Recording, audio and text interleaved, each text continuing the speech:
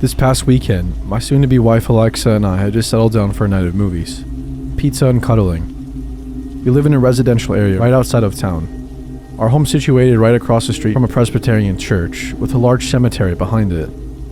Most of our neighbors don't own pets, but there's one in particular across the street, and downwards a bit, who owns perhaps the loudest, most annoying dog to ever exist. Quite an annoyance on a night like tonight, but luckily it was quiet for the entire evening. It's around 10 p.m. and we're lying down watching a film in our living room when the loudest dog on earth begins to go off. Unfortunately, there wasn't much we could do, except maybe confront our neighbor or file a noise complaint, but who wants to be the neighbor that does that?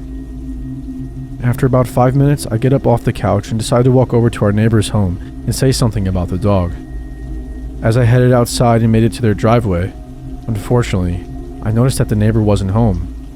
Their only car wasn't there. I decided anyway to walk up to the door and ring the bell.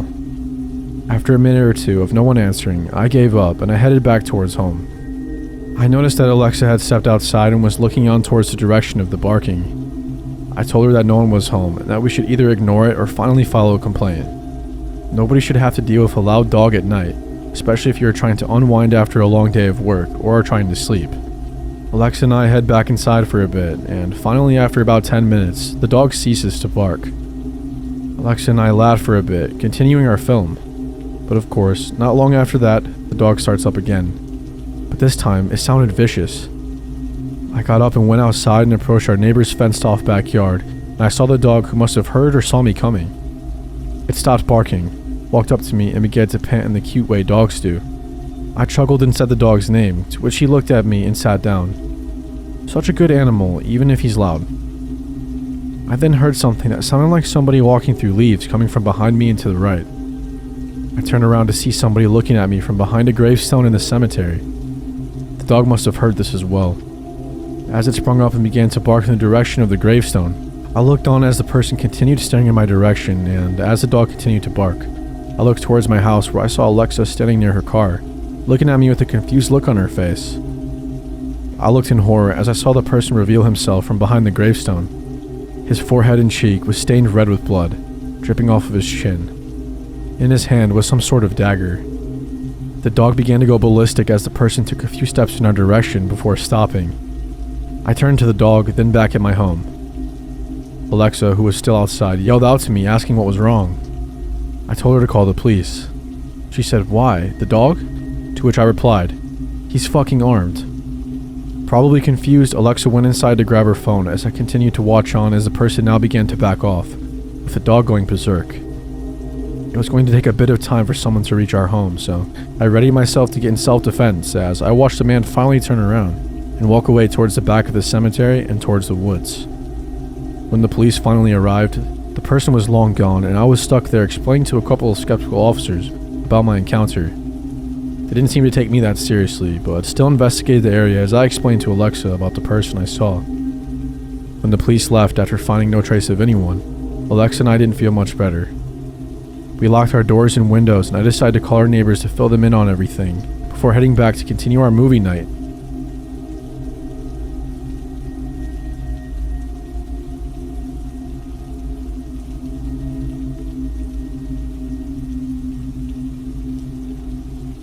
When I was a teenager, I was goth. Black hair, black clothes, black makeup, and I even had a pair of combat boots. My friends and I, in typical goth fashion, hung out at the local cemetery. We started going as a joke, but soon discovered we liked the peace we found there. But that all changed one night. My friend called to see if I wanted to hang out, and I did. None of our other friends were available. They were either working or recovering from partying the night before, so we were on our own. My friend picked me up and we drove up to the cemetery. We were hanging out, smoking cigarettes, and bullshitting around about the latest issue she was having with her boyfriend when we noticed at the top of the hill we were on, about 100 feet away, a bonfire had been lit. You have to understand that this cemetery is about a block off campus of a major university, and it's not uncommon for college students to go there to party. But my friend and I sighed, knowing that we would have to get going soon. It was illegal to be in the cemetery after dark, and we knew the police would show up because some jerks had decided they needed a bonfire. We decided to finish our cigarettes and then take off. But just then, the most horrible stench came from down the hill, from the direction of the bonfire. My friend gagged and covered her mouth. I groaned and said, "What the hell?" My friend shook her head, saying, "I don't know what they're doing. Let's just leave." We get in the car and one of us suggested, I honestly don't remember who, maybe we should just go up and see what they're doing. My stomach turned and a cold shiver went through my body. My friend must have had the same feeling because at the same time, we both said, "No, we should leave." My friend turned the car on, switched on her headlights, put the car in reverse, and looked over her shoulder before starting to back up. I was still looking up the hill. Then a figure stepped in front of the bonfire. I could only see a silhouette, but I was sure whoever it was watching us. A feeling of terror hit me and I said, "Go, go, go," getting louder and more panicked with each word. My friend looked back up the hill for a second, and just as the figure took a step toward us, she slammed on the gas and peeled out, going in reverse down the hill. She rammed the gear shift into drive and we were out. We didn't say anything for a while until she said, "What the hell were they burning?" I shook my head. "I don't know." She dropped me off at home and I went to bed. But the next morning I woke up and went out to the kitchen. My mom was there drinking her morning coffee and I joined her. We talked about our job for a bit when she suddenly comes out with, "Did you hear what happened last night?" I shrug and say no. I had just woken up. She tells me that a woman she worked with was kidnapped from the parking garage. "Oh my god," I say. "Did they find her?" "Yes, but it's too late," she replies. My brain was going a mile a minute, the realization slowly creeping up. Whoever took her had sexually assaulted her and murdered her. They found her this morning up in the cemetery. They had tried to dispose of her body in a bonfire. The realization slowly creeping up. That's what that smell was. Needless to say, I never hung out at the cemetery at night again. I think back to our decision to leave instead of investigating the fire. That one decision could have changed everything.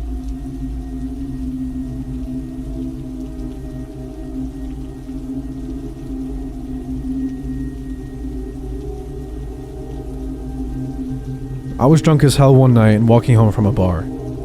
Between the bar and my house is a pretty large cemetery. Lots of old graves, big trees, and generally a creepy place. I love this cemetery for their historic graves and quiet, and often take walks through here. In my drunk-ass state of mind, I see the cemetery as a shortcut home. I started climbing the 10-foot chain-link fence, swing a leg over the top, and prepare to jump into the grass. But my pants get stuck and I fall. At one point I'm literally hanging there. My pants rip and I fall face first into the ground. I start walking down the path that leads towards the entrance of the cemetery, which is across from my house, limping and holding my shoulder while drunkenly cursing my foolishness. But I hear a noise and look up. It's a couple. They're about 10 yards ahead of me standing in the moonlight. But then they flip the fuck out, like screaming and turning around and running full bore out of there. I can't stop laughing and take my time hobbling toward home. As I'm approaching the entrance, I notice a car pulling into the cemetery. I suspect it's the cops or someone coming to investigate the screaming, so I duck behind a large headstone. The car is full of more people, and these ones are out for a ghost hunt, packing cameras and audio recorders. Well, screw it. I've already spooked 2 people. I wait until they walked about 20 yards into the darkness, and I start tossing pine cones while staying hidden. The first pine cone hits the gravel path behind them, and the next 2 ricochet off of a tree and fly into the graveyard. All the kids in the car freeze and look at each other. I toss one more cone and start to make the best evil cackling laugh that I can manage. Needless to say, the kids flip the fuck out and run to the car and peel out and flee. I stumble into my house laughing my ass off and enjoy a celebration joint. I know I'm an asshole, but I just had to fuck with those kids. I mean, come on, how could you not?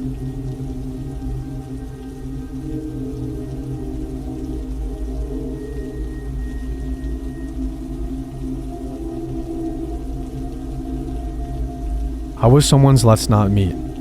This happened a few hours ago, and upon waking up and thinking about it, I realized that I most likely just scared the crap out of some poor old man. To start though, you have to understand the situation that I recently found myself in. My beloved cat, we'll call him Billy, went missing about 2 weeks ago. I've completely plastered my neighborhood in posters, begging for anyone who sees him to contact me. Today, after weeks of silence, I got a call from a woman claiming to have spotted Billy by the graveyard behind my house. So naturally, I got dressed and headed out to search for him. But again, some background information is needed. This weekend, I came down with an awful cold. I've been sick for days and my nose has gotten so dry, sometimes it just pours blood. My hair is matted and my voice currently sounds like Shirley Temple. My My fever has me constantly drenched in sweat, so overall I'm a mess. After walking the perimeter of the graveyard and my neighborhood, I decided to walk through the graveyard and search for him in there. So in I strolled, calling, "Billy," over and over again. As I got deeper in the cemetery, I came across a car. It seemed to be some old man who was dropping off flowers for someone, but I just kept walking and calling out for my missing cat. As I got closer to the man, I noticed he was staring at me and backing away. I found his behavior kind of strange, but being sick and exhausted, and solely focused on finding my cat, I just ignored it and I kept walking. As soon as I walked past him though, I heard a car door slam. By the time I turned around to see if he was okay, he was speeding out of the cemetery. I finished my walk and went home, and I fell asleep. It was only upon waking up that I realized how creepy that must have been for the old man. He was dropping off flowers in a secluded graveyard in the middle of the afternoon, when some girl, drenched in sweat and with matted hair, and blood dripping out of her nose, starts coming towards him yelling, "Billy, come on Billy," over and over again, with a voice so deep that sounds like a demon. So the man I creeped down the graveyard today, let's meet sometime so I can try to explain what just happened.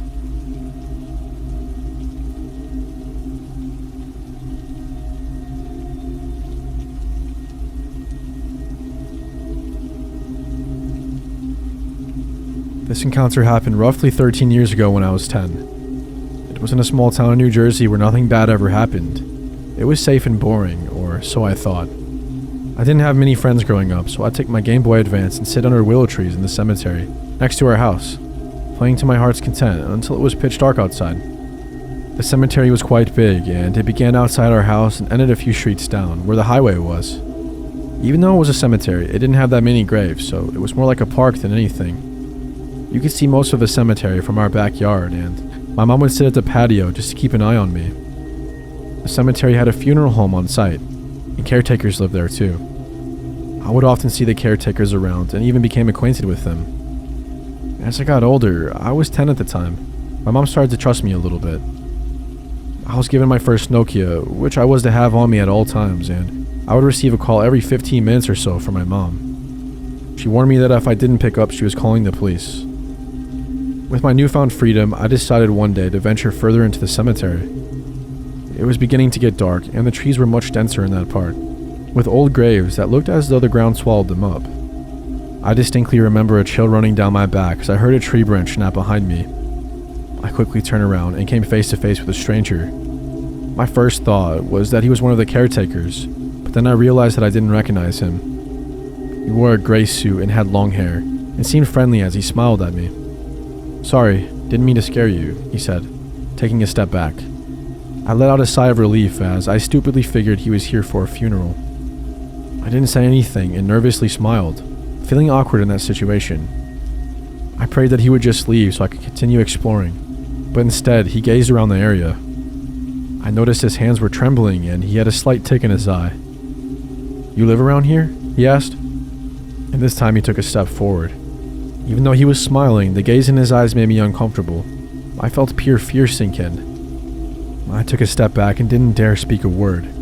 I was thinking of ways to escape the situation, but I wasn't a fast runner. My phone was in my front jean pocket, and I was too scared that if I took it out, it might anger him. Just as he took another step forward, my phone started to ring. "That's my mom," I announced, and he quickly answered the call. The last thing I remember was seeing the annoyance on his face as I walked away and out of sight, all the while talking to my mom on the phone about some random stuff. I remember stumbling over a shovel on my way out of the cemetery, but I didn't think too much of it. I ran home and gave my mom a big hug, but I didn't tell her what happened. I didn't want to worry her. Frankly, I just wanted to forget it ever happened. The next day, my mom discovered the garage door was damaged.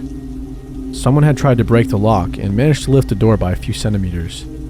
I remember bursting into tears and having a full-blown panic attack as I explained to my mom what happened at the cemetery. That man obviously tried to break into our house, and I could only imagine what would have happened if he succeeded. My mom called the cops and everything, but in the end, they weren't able to find him.